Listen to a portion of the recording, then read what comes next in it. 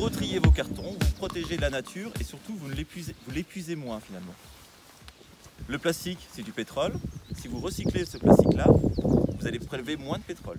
Leçon d'écologie ce vendredi 17 mai dans la réserve naturelle nationale des marais de la Censurière et de l'Adrianerie dans la Manche. Et c'est un éleveur, Olivier Philippe, qui la donne, cette leçon, à ses élèves de l'école de Saint-Sauveur-le-Vicomte. La réserve de la Censurière est, c'est chose rare, co-gérée par l'administration et des éleveurs. Les bêtes d'Olivier Philippe pâturent dans la réserve depuis plusieurs années.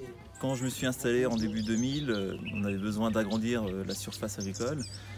Et j'ai eu l'opportunité finalement de pouvoir aller dans la réserve naturelle, parce qu'il y avait une parcelle, sur les 400 hectares, il y avait une parcelle de 65 qui partait en friche, qui partait à l'abandon, qui faisait partie de la réserve. Et finalement, on a trouvé un accord pour que je puisse y mettre des vaches. Donc je payais un droit d'estive, mais au moins ça m'a permis de retrouver du pâturage pour les animaux.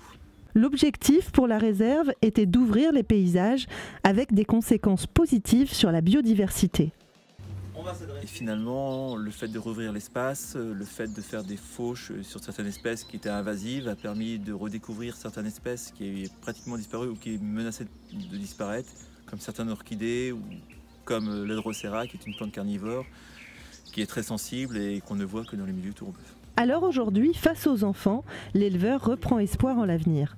Le but du jeu, finalement, c'était de voir la biodiversité, mais la faire communiquer au grand public à travers les yeux des enfants.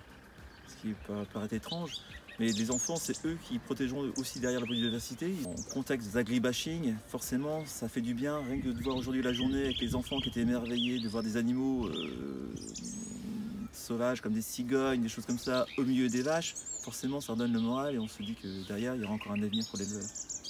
Pour le grand public, une visite similaire est proposée dimanche 26 mai de 10h à 13h. Inscription sur le site www.madeinviande.fr.